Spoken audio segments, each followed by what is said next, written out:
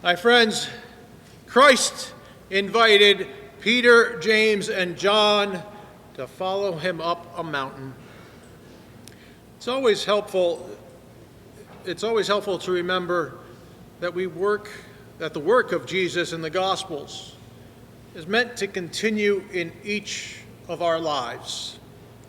The work of Jesus did not stop when he ascended to heaven. Rather, his work achieves its fulfillment in us by our salvation and growth in holiness. In this light, it is good to recognize that Jesus is inviting each one of us to climb a mountain with him. And this mountain imagery can also reveal to us much about what it means to be a Catholic in today's world. First and foremost, climbing a mountain requires consistent, hard work. In this type of journey, we are putting one foot in front of the other, slowly ascending the heights, sometimes on a switchback.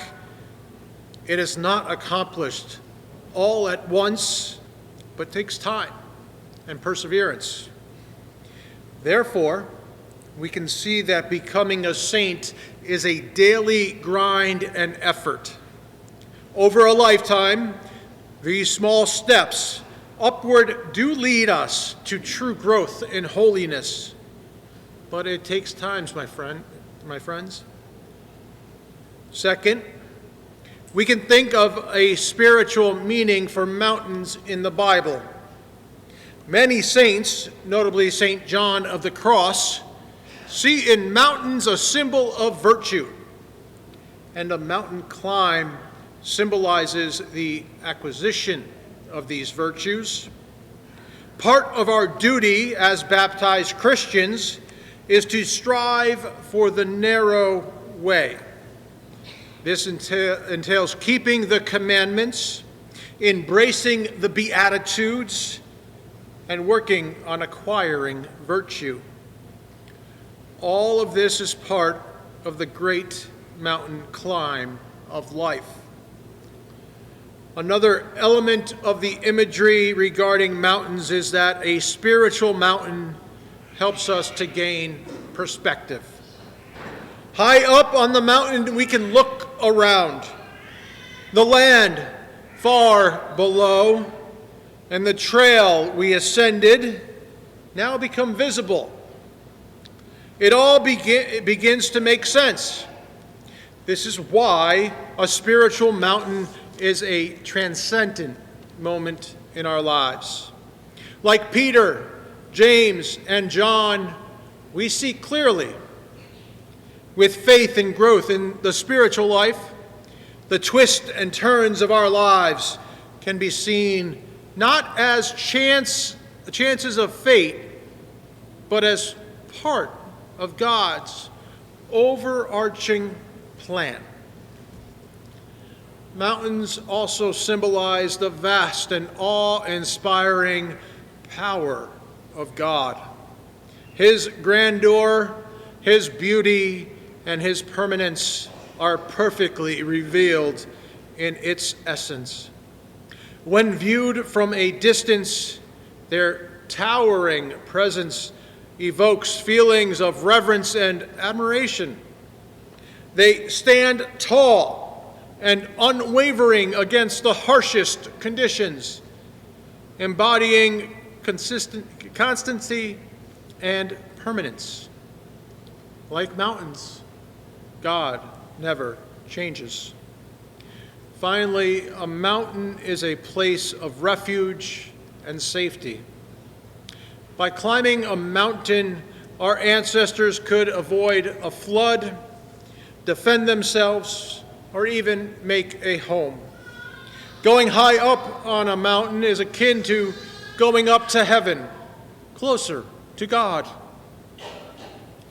The experience of being on the mountain with Jesus can be and should be, for all of us, a life-changing moment in our lives.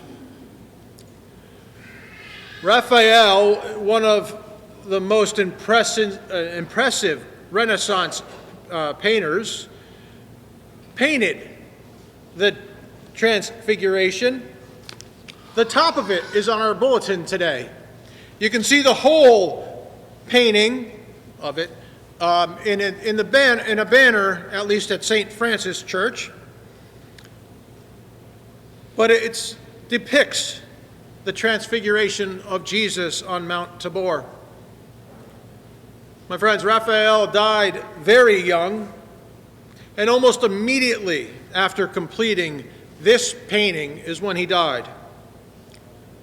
Brought sadness to the city of Rome, as he could have accomplished many, many more artistic works for the benefit of Christians. This painting was so popular that not only is it in the Vatican Museum, but there is also a replica in St. Peter's Basilica. In the painting, Raphael masterfully divides the canvas in half. The top half, which we see in our bulletin cover today, we see the transfigured Christ floating aloft, bathed in glory and heavenly light. To his right and his left are the Old Testament figures Moses and Elijah. On the bottom, the beauty and awe of the top scene are contrasted by the chaos, confusion, and darkness of the bottom half. Raphael shows reality both with and without Jesus. With Jesus, one transcends the chaos and evil of the world. The triangle form of the 6 figures on top gives a sense of order and stability. Without Jesus, there is only darkness and sin. The shapeless chaos of the bottom scene gives off a feeling of insecurity and uncertainty. Raphael uses darkness and light to symbolize doubt and faith. Those in light are full of faith.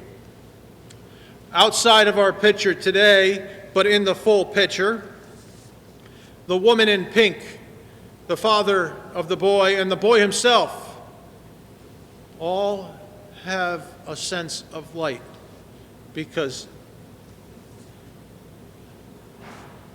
those in darkness are full of doubt.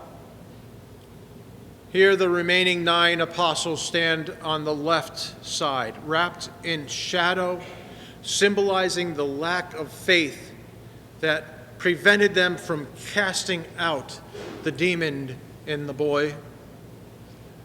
A few more insights. The 2 figures kneeling to the left of the mountaintop have a humorous story. They seem to be looking on with a plaintive look. These are the martyrs, Saint Felicissimus and Saint Agapetus of Palestrina. You see, their feast day is August 6th. But as the church moved the Feast of the Transfiguration to August 6th, these 2 saints lost their special day. Lest they be forgotten, Raphael painted them into this scene and gave them a place of honor. On the bottom left-hand corner in a blue robe is St. Matthew, because he wrote the gospel that gives us the most detail of the Transfiguration. He is holding on to the Bible, possibly searching for scripture to use against that demon. His foot is extended out toward us, the viewer. See, often the artist would try to involve the viewer as well. This is called breaking the 4th wall. This 4th wall is where we are standing, looking into the painting.